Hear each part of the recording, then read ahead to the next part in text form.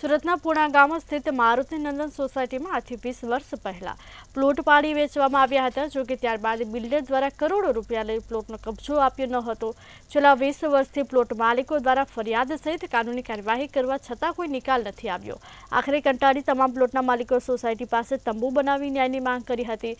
Builder દ્વારા કરોડો રૂપિયાની છેતરપિંડી કરી હોવાના આક્ષેપ કર્યા હતા। પ્લોટ માલિકોએ ન્યાયાલયમાં ફરિયાદ કરી ન્યાયની માંગ કરી હતી।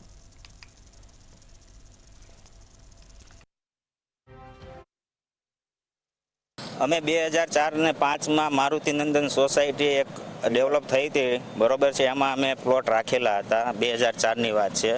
અમે ઘણા લોકોએ આમાં 104 પ્લોટ છે, તો એમાં બધા લોકોએ 50%, 60%, 70% સુધી પૈસા ભરેલા છે। અને પછી ઓફિસેથી લેવામાં ના પાડી, ઓફિસી લોકોએ બંધ કરી કે અમે હવે તમને ફોન કરશું કે આ ઓફિસ ચાલુ થાય એટલે તમે પૈસા લઈશું એમ। અમે રેગ્યુલર હપ્તા ભરેલા છે, હપ્તા સિસ્ટમથી રાખેલા હતા અને ડાયરી અમને આપેલી છે।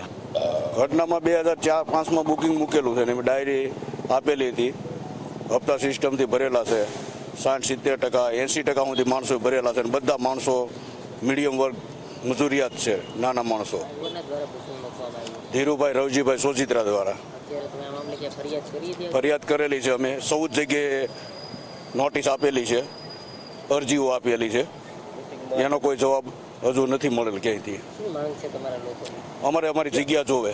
50-60%, 70-80% સુધી બધા ભરેલા છે। કોઈ 50% ભરેલા છે, કોઈ 60% ભરેલા, કોઈ 70% ભરેલા છે, 80% સુધી પેમેન્ટ ચૂકતે કરેલું છે।